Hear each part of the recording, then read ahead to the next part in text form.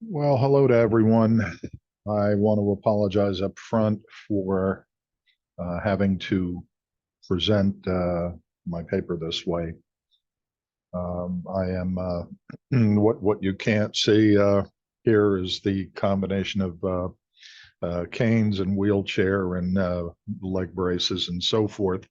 Unfortunately, and it came up a bit suddenly. I have to have total hip replacement surgery, which is incident to the conference in San Antonio. So I apologize to everybody in advance and to Dr. Valentine and everyone at the ABR. I'm very grateful that you are allowing me to present this way. Thank you so much for extending that courtesy. If the technology works, which it seems to want to do.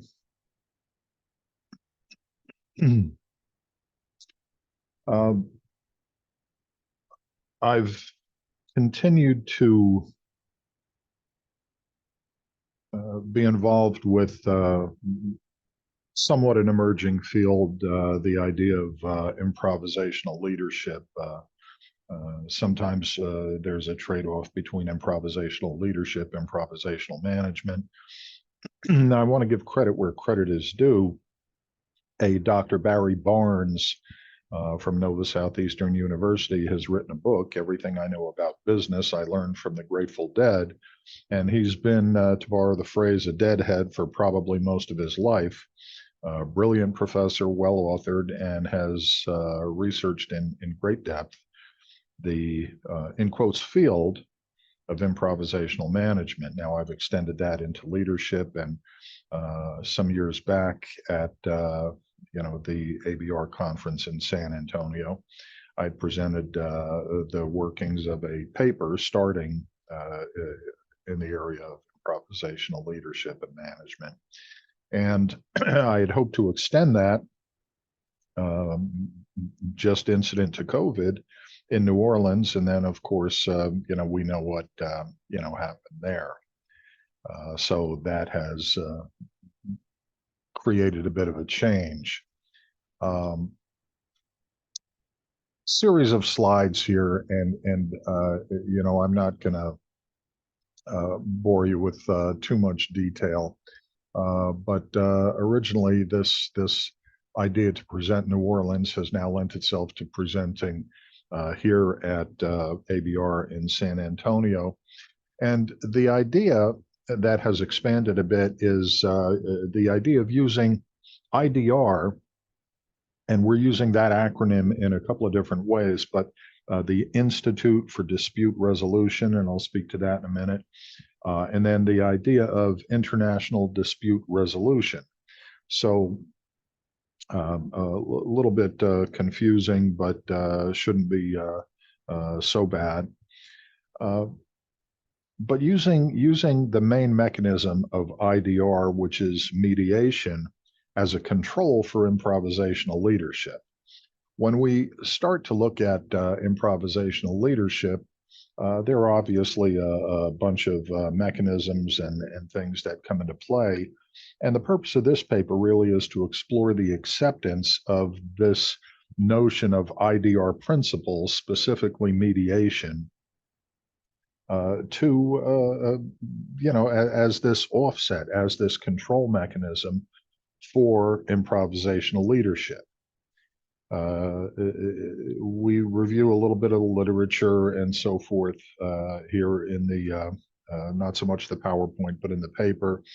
And then we have collected some data and validated some of it. And we still have additional data that is in the pipeline that we'll be playing with. But basically, the use of improvisational leadership is the idea of giving a little bit of free form control and not to put too fine a point on it, but maybe stepping back from the hardcore perspective on data, not entirely, but to an extent, to allow for some intuition, arguably improvisation. And this is both in terms of management and in terms of this paper, leadership. And so what we did is we went out And we surveyed from the current Fortune 500 companies, seeking feedback in terms of, does this make any sense? And, accepting the term for a moment, is this something that is employed?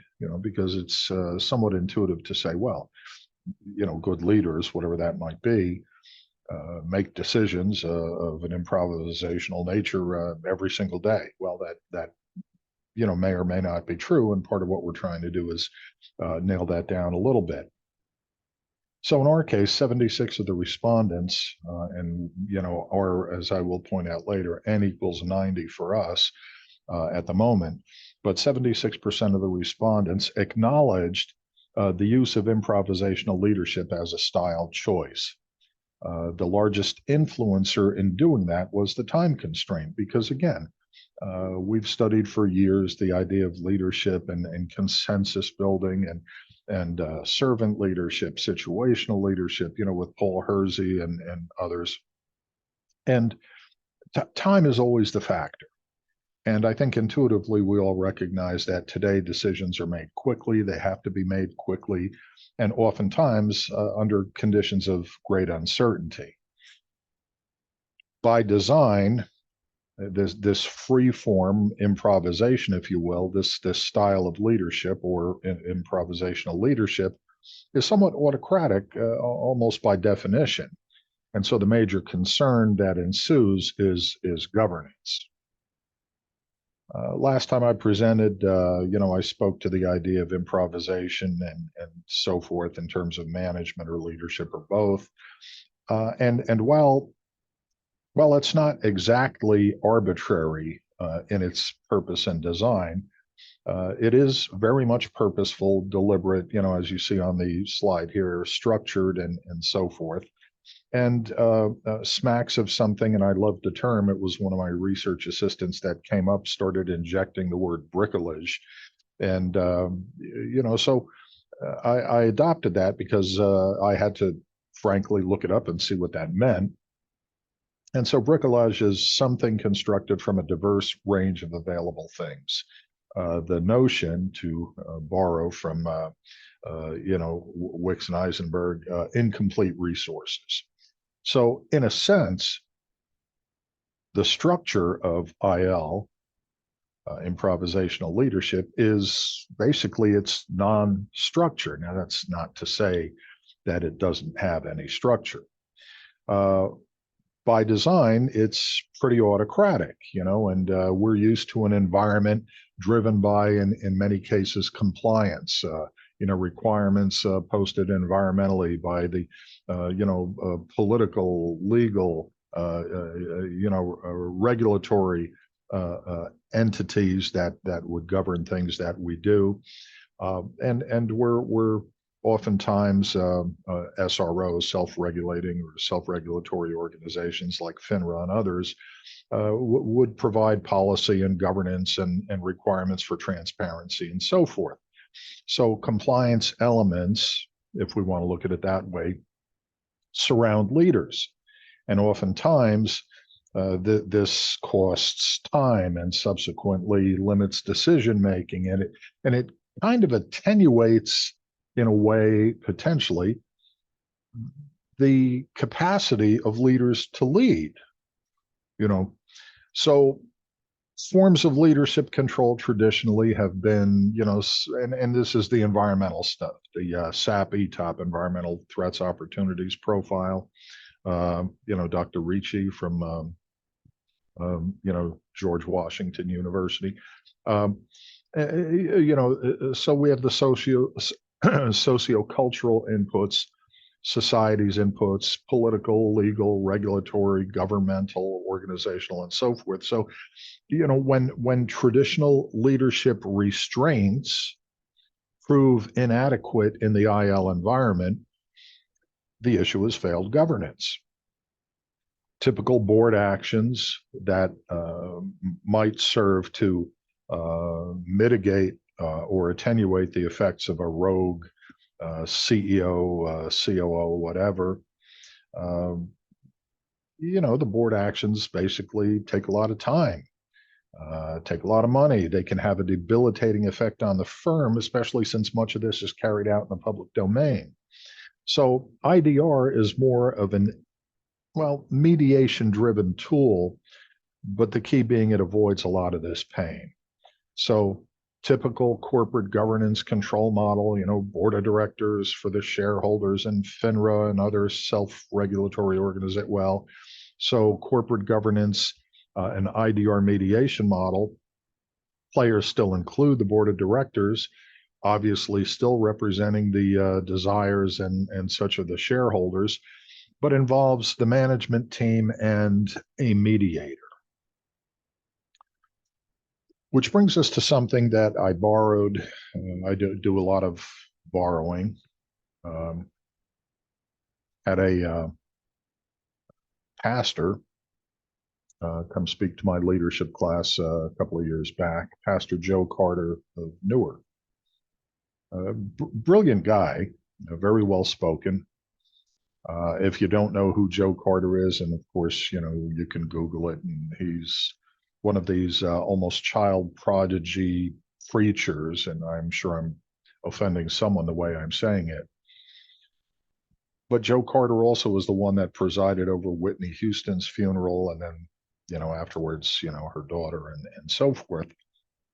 And among other things, he intimated the story of how he had to deal with a lot of people, a lot of name branded people, celebrities and other, all of whom wanted to show up, all of whom wanted to speak and, have their moment in the spotlight. And one, as he intimated the story, was the President of the United States, who called and said, look, I'm going to send a representative and I'd like to have something read. And Pastor Carter, simply told the president, most respectfully, you want to come. You want to come and speak, you certainly can do that. But no, if you're going to send a message and have somebody read it, we're not doing that. A lot of strength of character, I would think, to be able to tell the president to go stuff it, but whatever. But I figured, this is a great guy to invite to my leadership class. And the topic happened to be improvisational leadership. And so establishing a baseline of leadership, trait theory and characteristics and styles and, blah, blah, blah, all this stuff, that we've all read about, I'm sure. Pastor Carter comes in and he uses an acronym, and I'm only going to speak to one of them here, but CIIL. Now, the first three are pretty obvious: charisma, intelligence, integrity. And, another day we'll speak to that stuff. But then he came up with this fourth one, L. And he said, L is the lid. And I'm thinking, lid. Okay, I've read a lot of stuff, familiar with a bunch of different authors, probably not all of them, but several. The hell is lid? And as he explained it, and I'm paraphrasing and probably doing a poor job at it, but he explained that lid is like a teapot. It's the maximum capacity of everything we are, everything we know. Almost brings in Dunning-Kruger. We don't know what we don't know, and none of us are as smart. You get the idea. But so he says, we keep filling this pot with stuff. And eventually we get to a point, the lid, where no matter what else we put in, it just pours out all over the place. In other words, there's a limit, this aggregate limit that we all have, and it's different for everyone. And it is basically the maximum capacity of both leaders, but frankly also of governance, two sides of this argument. Now, we know from, Barry Barnes and others that the improvisational leader is a whole bunch of things, arguably innovative and adaptive and, all these great things. And we presuppose that across Pastor Carter's CIIL, charisma, because Pastor Carter would argue that all effective leaders have charisma. they're charismatic. And of course, it begs the art, what is charisma? And, we can't quite define it perhaps, but we know it when we see it, and you can't fake it, blah, blah, blah. Intelligence. And Pastor Carter argues that, much like the argument among academics, that our IQ really doesn't change much from our young years to, our very old years. Emotional intelligence, EQ, changes, continually, radically. But IQ, Pastor Carter would argue, does not change all that much. But there is a presupposition that one of the things that effective leaders have is intelligence. And then there's the idea of integrity. Now, some call it trust, and whatever. I'm not arguing the semantics here, but integrity. So charisma, C-I-I, and then L. Charisma, intelligence, integrity, and then the lid. So what we most require, I suppose, for improvisational leaders is a free hand. In other words, cut the leader loose. Let this arguably improvisational leader be intuitive in conditions of great uncertainty and so forth. Free the hands. Now, typical governance overseers would probably have a problem with this. They would argue that can't do that because we have to protect the interests of the shareholders. Can't do that because there's tremendous oversight and overwatch. Some might argue overreach. That's not this paper. The government. There's the political, legal, regulatory environment. So the legal environment, the judiciary involved in all of this. And then there's the client's vote as well. Typical. But what are less typical? Well, less typical, although there are probably lawyers in everything, mediators, arbitrators, and the so-called experts that obviously would advise and so forth. So the governance handcuffs are a problem, and the antithesis to improvisational leadership, which kind of mandates this old paradigm of leadership. Now, IDR, International Dispute Resolution, uses mediation as its primary tool. And I want to give plenty of credit to Professor David Weiss, Esquire. David, until recently, was one of my colleagues here at the university. Incredibly smart guy, hugely skilled. He started the Center for International Dispute Resolution here at New Jersey City University. He's recently taken a position, actually it may be positions, I believe at Seton Hall and Rutgers.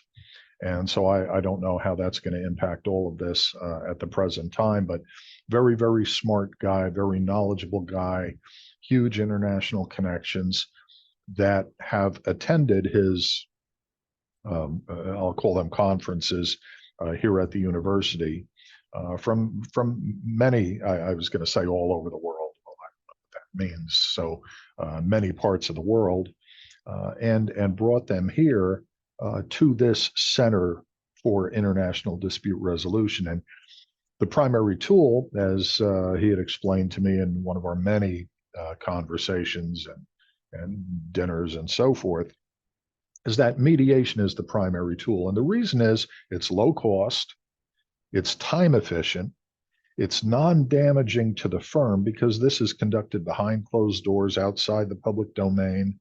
So it's in the private, not public arena. And it's still, at the end of the day, leaves the opportunity or the door open for more traditional governance enforcement should that become necessary. And as a second source tool, of course, there's always arbitration. Now, we're used to arbitration and litigation and things like that. But in the others, in the latter rather than the former, there's greater cost. it's time consuming, it's potentially damaging, all the things that I tried to plug in on this slide here. So mediation is basically this voluntary environment. And we have an interest in that. There's this idea of shared purpose rather than this adversarial environment in IDR, specifically mediation as the tool. We employ interest-based bargaining. In other words, mediation, look, we can all get up and walk out the door and say, look, we're done with the mediator, we're done, but it is very much the idea of shared purpose. Look, we want to resolve something that potentially came up in the environment of improvisational leadership. We gave our leader great stroke to do whatever he or she thought was the right thing to do based on uncertainty, imperfect information, however you'd like to look at it. And it came out badly. We had hoped it wouldn't. So now we got to rein this in. And the traditional mechanisms are again, costly and a lot of negatives. So this is the idea that, look, using a more shared purpose driven, non-adversarial tool, mediation between the parties, is a control that allows for the use of IL without blowing everything up. It is based on a philosophy of greater productivity. And again, our first choice would be mediation. Then, of course, if that were to fail, then the second choice could always be arbitration and other things. All right, I don't want to bend everybody's ear, so I'm going to just go through the last couple of slides. So in terms of some of the overview points and data, for our purposes, in our survey of S&P 500 firms, our survey was 90, N equals 90. 76% of this 90 of our surveyed participants, which translates to 68.4 respondents, translates to about a little bit more than 13% of the Fortune 500 companies. So, of course, first thing that comes to mind is that we're dealing with small numbers. So what are we really deciphering here? What are we really demonstrating here? And so we're not unaware of that, that small numbers thing. So are we really, based on small numbers, going to be able to drill down and get into the nitty gritty, or is it going to be some broad-based overview? And the answer is probably yes. And, we'll speak to that, at another point in the rest of the paper as we get some additional data. IDR, Institute for Dispute Resolution. Again, Professor David Weiss, formerly of New Jersey City University. So I want to make sure I give him plenty of credit because this is where we put these two things together. CIIL, which is alive and well with improvisational leadership, and that's Pastor Joe Carter, the Newark Baptist Church, Newark, New Jersey. Governance, well, a traditional model for Western capitalism in the for-profit arena. Obviously, it involves a board of directors model. Bricolage, just again, creation of a diverse range of available things. The thing that we're doing here, and one of the, we tried to also look to identify variables that we may not be addressing, at least at this point. So the first thing that comes to mind, of course, is this is binary data. Not too dissimilar from, I guess, psychology and other things. It is or it isn't. It's yes or it's no. And so that's kind of what we're looking at. Once we kind of give you a perspective on, improvisational leadership, do you use it or don't use it? Yes or no. So, using this, N-1 convention for a two proportion test, and chi-square, we would argue is reasonable for this, because it involved yes or no answers, gave us, some information. Now, what we're lacking currently, and not because we have missed this, it's just stuff that is currently in process. Um, for a bunch of reasons, we're not able to bring this up in a timely fashion, but uh, we're still in process of analyzing the data for the use of IDR. So that's still in process. Do you do IL? Okay, if you do IL, what about IDR? Do you do this thing, the mediation thing? Then data for the use of productivity measures, well, that's in process as well. And our preferred way of looking at it is the productivity over time argument. So again, the areas of concern, we still need the data for this mediation process, this IDR process. We still need the data for use in productivity over time. And so we're in the process of collecting that with the analysis of that to follow. We'll probably look at it several different ways, typical productivity measures, but also, excuse me, uh, it's not too distant, it seems to me, from the NPV argument. So we'd likely be incorporating some of that as well. And so our conclusion at this point, basically, look, the soft side of this is leaders are constantly charged with the responsibility of converting vague cues and notions into novel responses with no prior rehearsal or planning. Improvisational leadership entails the utility and reliance on this lid that we spoke of in terms of intelligence, integrity, charisma, fully aware that improvisation is not independent of some kind of a foundation. IDR, specifically their mediation tool, is a control mechanism for what otherwise could be, or arguably would be, unchecked, autocratic leadership, lacking governance and oversight, and allowing for, this way for continued optimization and productivity if and when governance issues arise. Okay, I'm going to stop share there. And again, my only thoughts, the paper is a bit lengthy. If you go to the reference section, it's 26, 27 pages. We will be editing and bringing it down a bit once we have some of the other data, and then we will also provide some tables and so forth. On the paper, I can be reached with questions at jlaski, JLASKI, at njcu.edu. Again, I apologize profusely for not being able to be there. I certainly hope to be at one of the next ones, and by then, hopefully, we'll have all of this stuff wrapped up nicely.